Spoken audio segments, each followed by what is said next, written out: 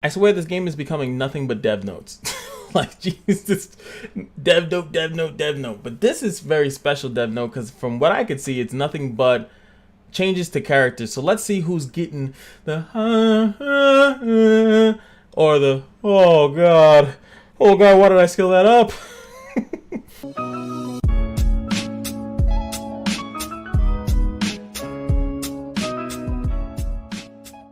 What's going on? It is your boy Cass, and let's get straight into it. First up, we got Judge Kise. Or should I read this thing? No, I won't. Absolutely not. So Judge Kise. Alright, so first thing is going to be coming up is full specs will be listed in the details later on, and the table below is a tentative version of her changes. So 75% chance to dispel a buff, change soul burn to grant an additional turn, increases damage dealt by 11%. Then we have Wave of the Light. The chance of increasing the enemy's cooldown has been increased from 70 to 75%, cooldown reduced by 1 turn, and also increasing the damage by 11%. The ability to dispel buffs has been added to the skill End of Evil. The utilization of the skill End of Evil has been improved significantly by adding the ability to remove 1 buff from all enemies. Now, that is pretty good. I know that that's her S2, and this Wave of Light is the S3. This was the biggest part of her, which I think that if they wanted it to work, they would just take, I don't know, just take the percentage out of it and just make it like the overpowered Moonlight character that she should be. You know, she's one of the original OGs of the game. So she's actually like in the beginning of the game. Like when you saw her, you saw Vildred. That's like technically, if you want to even say before you knew the difference between a Moonlight was, you just had these characters that were chilling with Raz. You see Vildred. Vildred was like the really cool one, but you had Judge Kise, and she was cool as hell, but you didn't really like know how strong she was when you first started playing. But like, they could have just made this that, then increasing the chance of it, just make it that happen. So it just made her, she was the character that resets cooldowns AoE. You need to get immunity, which a lot of characters, you should get immunity against them. So now that there's still a chance for it to happen, instead of it being guaranteed, it's okay. I mean, this is nice, you know. Also her S2, so she has a AoE strip, so you can kind of like see what you want to do. So that's why they put the soul burn in there. You could S2 first, take the buffs off, let's say the immunity buff, and then S3 them. So they're pretty much trying to make it that you have the ability now to S2 at a 75% chance in soul burn. So you're still going to need a mage if you want to do this on turn 1, because Kise is primarily a PvP-S character. She's not really meant to be in PvE, because most buffs are, we all know most buffs in like PvE are not even like removable. A lot of them are like passives and stuff like that you really can't mess with. So this is for PvP, sorry, and it is good. It's a good change, but I think that they should have just made this guaranteed, or made this guaranteed. You know, one of them should have been guaranteed, and I think that would have been better. You know, I think that would have really made it better. Can now effectively remove buff? Not really. Not really. Technically not really. She can do it better, but she has the same issue that Biken would have. Biken has like around the same percentage. So if anybody's in their videos talking about now she's amazing, don't say that if you said that Biken is bad, because it's the same chance. Biken has I think 80, I think, if I'm not mistaken. But if you wanted to make her strong, you would have just made it completely that it happens automatically. But hey, I'm not a dev. I'm just a guy that could do their job. Anyway, let's go to the next one. It's Madeleine Chloe. She's getting a nice little change. Restores health. VIP treatment is instead now it's gonna be restores health to a certain percentage for allies who died in battle, proportional to max health of the target. Attack increase is applied to all allies. This includes resurrected and existing heroes. I think that was an issue that they had before. So let's read this, because I'm not too familiar with Madeleine Chloe because she's not used that often. Her thing that she does was the AoE, save the characters, and they would automatically revive pretty much, right? So her thing, as you can see now, it percentage of people who have died. I do also think that she is better for like PvE a little bit, because you can kind of see when the character is gonna die, and it's like 3-turn prevent death kind of thing. You really get to like really see it. But when it came down to like PvP, you can kind of just avoid. You have to attack every turn, but you can like definitely not use a big skill. And yes, it's up to the AI at that point to like utilize the fact that you're not using big skills, but they're usually just gonna blow everything just the same way that the AI just blows everything into invincibility. So interesting. I mean, I definitely think this is gonna make the character good. And I think that this specific buff is also to attribute to the tower that's coming out. That a lot of your units are probably gonna die, and you're probably gonna want this heal, as it's saying, restores health and giving a attack boost to the revived characters and all that other stuff. I think that that's what the purpose of this is. In addition to reviving surviving allies, the skill VIP treatment allows players to resurrect heroes to 20% of their health. Because all allies are given an increased attack after resurrections, player will be better equipped to turn the battle around in their favor. Now also keep in mind, and one of the things that I do hate about revive is that you do not lose your turn. So let's say if your character is going to go, they die and get resurrected for whatever reason, they will go. They don't get reset back. I've always kind of wanted that to happen, but no gacha game that I've played so far has ever done that. They're like, nah, it's perfectly fine. So so now that they're gonna come back, they're gonna get a good heal and they're gonna get an attack buff on top of that. So that's pretty good. That's definitely really, really good. So love it. Next up is going to be Violet. Improvements have been made to, I'm not reading that. All right, so duel accepted. The chance of evasion has been increased from 30 to 35%. When used, removes 2 of your own debuff. So that's really good. So they didn't change the cooldown, which is what everyone kind of wanted. But they made the skill still better. The cooldown, they probably, if anything, they probably wanted the cooldown to be even longer. They probably wanted the duel accepted to be like a 10-turn cooldown. So he's just sitting there evading attacks for a long time. And then when you use this now, he removes debuffs from himself, which is really good.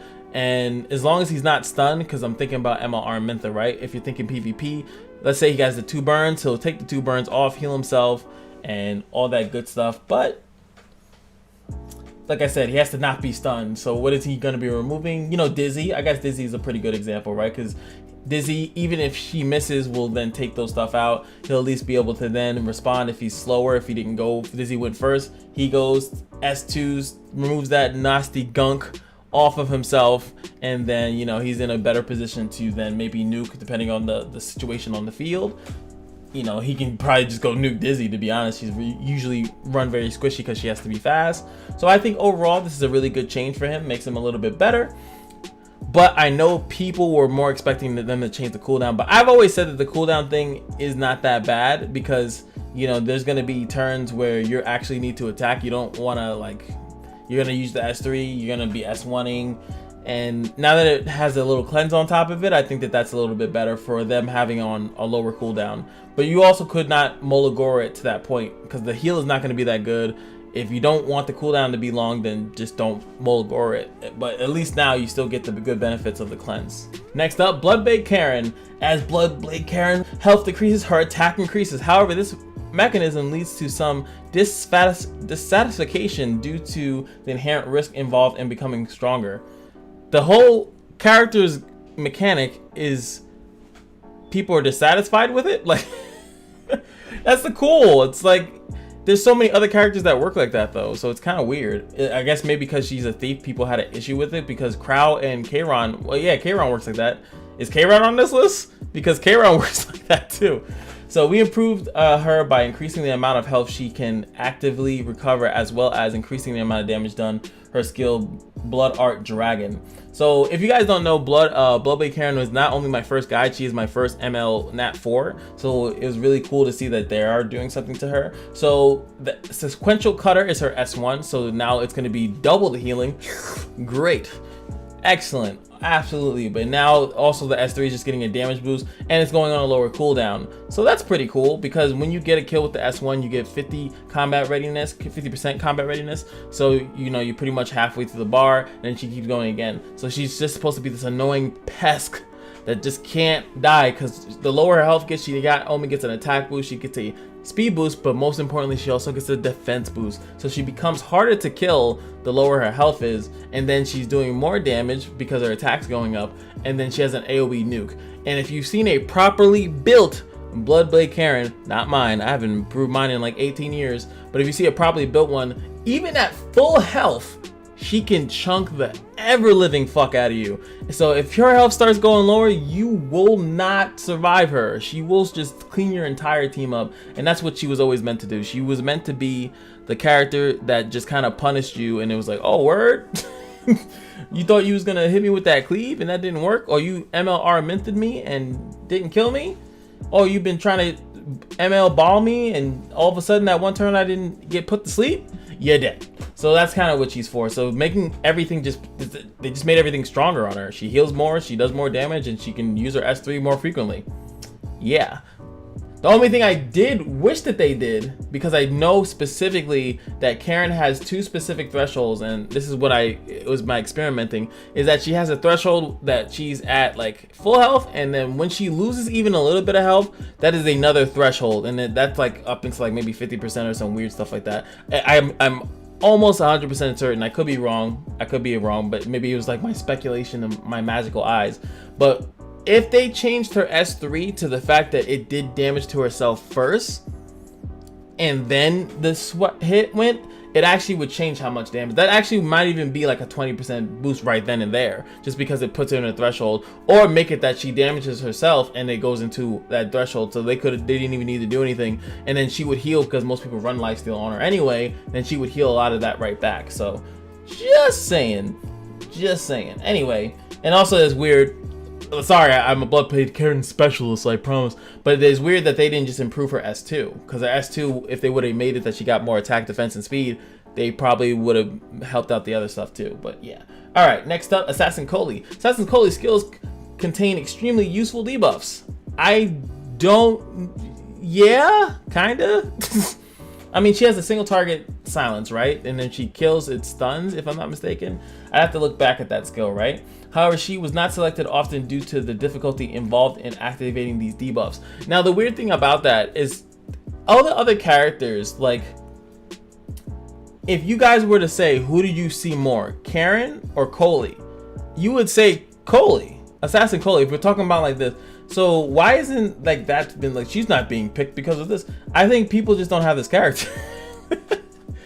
In situations where a fast silence is good, I think, oh no, wait, it's a stun, my bad. Now I remember, and I'm sorry I'm not in the game, but now I remember, it's a stun, is a fast stun, and if it kills, it silences the other characters. I think that's how that works.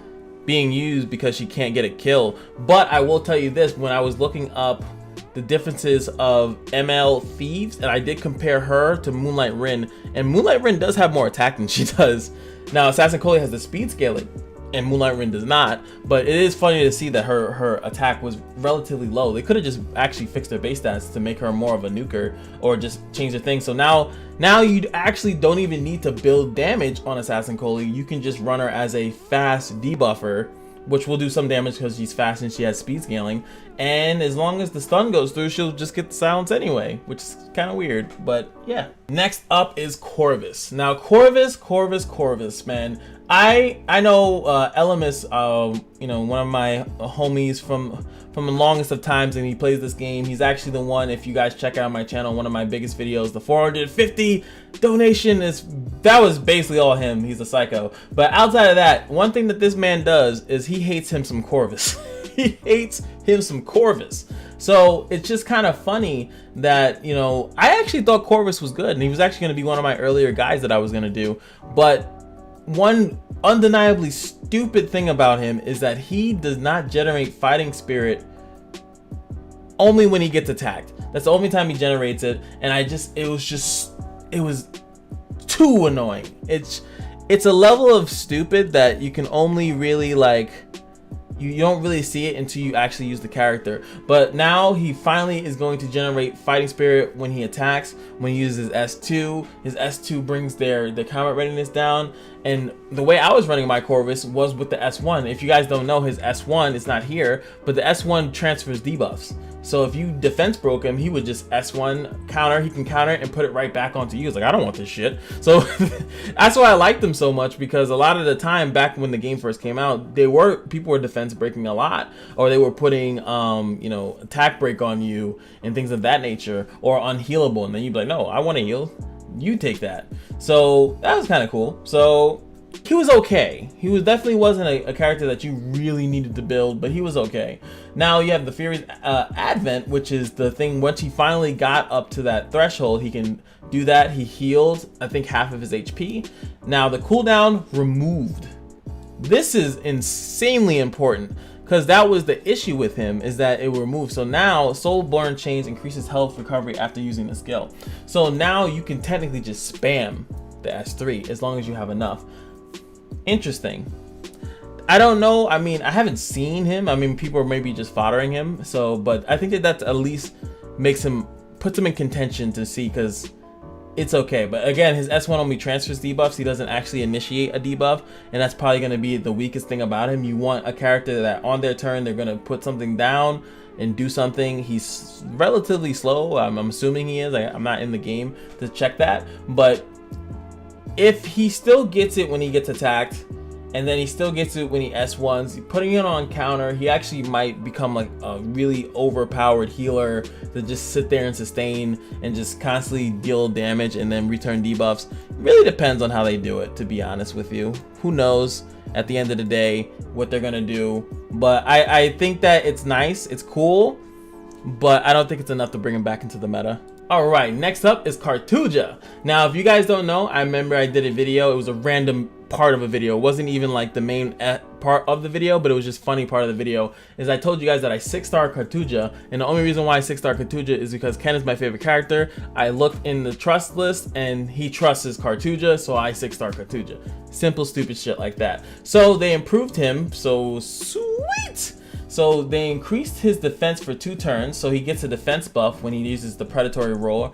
It cooldown reduced by 1 turn for free, and also damage multiplier increased by 2. Thanks to the improvements to the predatory roar, Khurdoz can now strengthen his defenses with the skill. In addition to that, the increase in attack as well as the reduced cooldown ensures that Khurdoz will be able to stay in the battle longer than before. So if you guys don't know what the predatory roar is, it's a AoE skill. That's why I thought it was cool that like Ken is this single target master, and Khurdoz, they both scale off HP, but this guy, he scales off HP and he does AoE. Now what he's supposed to do is soak up a bunch of damage. You S3, he gets his half his health back, so whatever his health is, take half of it, he's gonna heal that and pretty much eat up all that damage, yum, yum, yum, yum, yum, and then also dish out a decent amount of damage. And now he gets a defense buff, which is going to make it harder for him to, harder for him to actually die after that. He also, his S2 is a passive, so he gets combat readiness every time he gets attacked. So this is going to make him a lot better. This is a good buff. Again, not sure what this is going to do for him, but it is pretty good. So next up, we got Furgus. Furgus, again, was a really cool character. I love that he was, again, part of the counter meta. And, you can just put a counter on him. And the cool thing about him is that his counter was AoE, so every time he countered, he hit everybody. But it was weird because he was kind of squishy. And the secondly crappy part about it is that his S1 only reduced speed, so you were running this guy to hit them back and just reduce their speed a little bit, which wasn't exactly potent. It wasn't potent. If it was attack down, attack break, I would have been definitely highly recommended that you can constantly keep an attack break or blind on everybody by every time he counters. But speed it's a good debuff, don't get me wrong, but just wasn't feeling it. So now we have the Fallen Strike, 50% chance to decrease speed and or combat readiness by 20%. And or sounds stupid, you know what I'm saying? This doesn't seem as though and or seems weird. It should just do it every time, because yes, 50% to decrease the speed, and it should just be and combat readiness by 20%. This is written weirdly. I'm assuming this might be like some type of typo. I'm assuming that because this already happens, so why is and or there? Like, just say that it also can reduce, I don't know. Furgus' second skill, Get Lost, is a passive skill that allows him to counterattack when it with his improved skills. Players should try out Furgus and see his team wide. So they're saying and or, but it means that it also does it. It's really weird that they wrote it. Just said also or will also has a chance to reduce combat readiness by 20%. So what's just cool about that is that one person but attacks, and now everyone else might get their combat readiness lowered by 20%. It's funny because I'm pretty sure that that's how it worked in the Abyss. They pretty much gave him the Abyss buff, which is kind of funny. So, I mean, this is pretty good. I still don't think that that's gonna bring him in there, but 20% is pretty good. It's pretty good. So I think you'll see some people maybe pick it out if they actually still have the character. I know a lot of people just memory imprinted their Moonlight Furgus, so we'll see.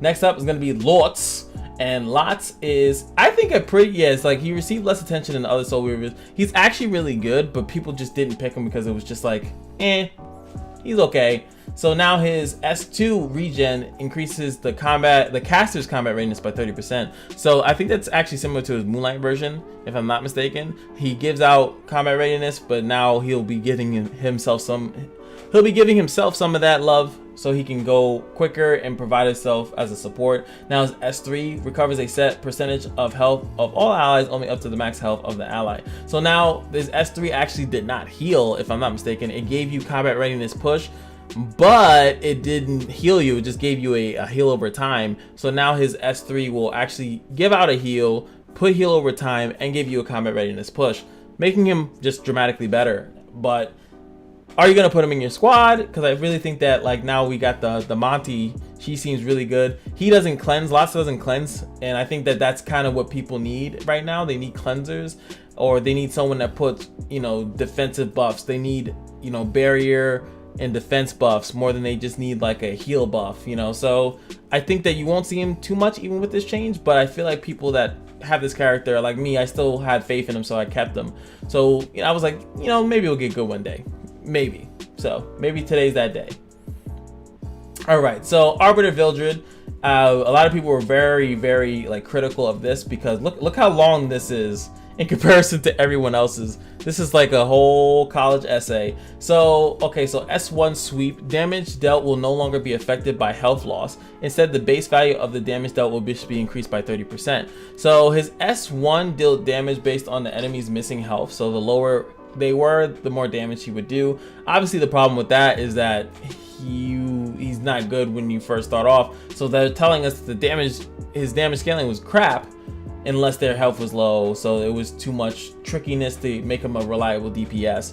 Then the S2, after this passive skill is activated, his combat readiness gauge will increase to 100% and his attack will increase. Passive cooldown 10 turns down to 5.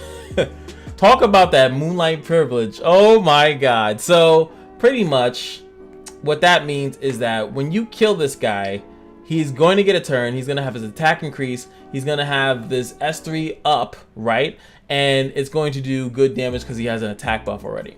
So they're also stripping the S3 damage loss thing from his S3. Instead, the base is just going to be a stronger hit, but they're increasing the decreased hit chance by 100%. That is nuts. So if you guys don't know, what most people do is that they usually start off, or at least the AI does. I shouldn't say most people, but the AI starts off with the S3 most of the time because the hit chance decrease, which I think it's 2 turns, if I'm not mistaken. 2 turns to decrease their hit chance, and you guys know that puts you at a 50-50 to hit or miss, right? So let's say everything's working perfectly in our good old friend Arbiter Vildred's household. He hits him with the hit chance, they miss for 2 turns. Now this, you know, there's 3 more turns that he's just sitting there and he could actually then revive again, get, you know, come back, get a free turn, do this. Now it'll like wow, Prophet Candlestick is seeming like it's really on the table now. Like it was kind of on the table before, but it's really seeming like it's on the table. But most people, obviously, he's a thief, so you're just gonna think RNL. But just saying, that's pretty good. It's pretty good. Also, the free extra turn here is gonna cycle a turn of this cooldown too, so keep that in mind too. I'm not gonna read all this because I just explained what makes that good, but that's pretty good. So if you have Arbiter Vildred, you're definitely going to be a threat. He's already a threat, by the way. If you really saw one that was built properly, probably heavily invested to, you saw that damage. Even like the missing health damage, you saw that damage. But now he doesn't need to do that, and it's a 30% increase anyway, so that's going to be nuts. Next up is going to be Ravi. We pretty much saw like a little skeleton of her, and the amount of fighting spirit obtained has been increased from 10 to 30, so she gains more when she's getting hit, and I think when she gets attacked. Oh, sorry, when she's getting hit, when she gets attacked, and also when she uses her S1, I think she gains fighting spirit. I think that now it's just up to 30, which means it's going to charge quicker. Demon's blood damage dealt increases proportionate to fighting spirit. Instead, damage dealt increases proportionate to attacks and damage taken. So this allows you to actually use your fighting spirit. So now it just changes to how many times. We'll have to see the cap. Did they actually tell you what the cap is? Yeah, I'm gonna increase the Devil's Drive is used. The rebalance is independent of the fighting spirit. Yeah, so pretty much now you can just use it when you need to. You don't have to think about, oh my god, if I S3, I'm gonna lose so much damage. So now that changed. It's a really good change. I just think that it still doesn't change, you know, her actual uses, her what she brings to the table, and it's just too slow. Again, yes, you can say, well, you could just use her in PvE. I just feel like there's also better options there. She just seems like she got the short end of a stick. She's kind of like a Nat 4 at this point, where the Nat 5s are just leagues above her. But this is still pretty good changes though. Last but not least, because you see the little banner here, is Sigrid, which I was having Sigrid. I was actually gonna build her for my Wyvern 11 team, but every other character just kept coming up and she just kind of sat in the back. She probably can still do pretty good at level 50 though. So let's see what they change. The chance of inflicting 2 bleeds have been increased, going up to 50%. And then the guillotine and chance of inflicting bleed is increased to 100%, which is nice. And penetration defense by 30% on the S3. Overall, just a buff, super steroids, just made her just do more damage and have more chances to inflict the bleeds. No one's gonna complain about that. All right, so that's gonna be it. Who do you guys think got the best of the best, or who do you guys think, well, that doesn't change anything? I think Corvus is pretty cool. I think that he's my that doesn't change anything pretty much. I think who got the best of the buffs though? Who got the best? Who got blessed? Who really got blessed? I guess I'd have to say with Vildred. Vildred definitely got blessed the most.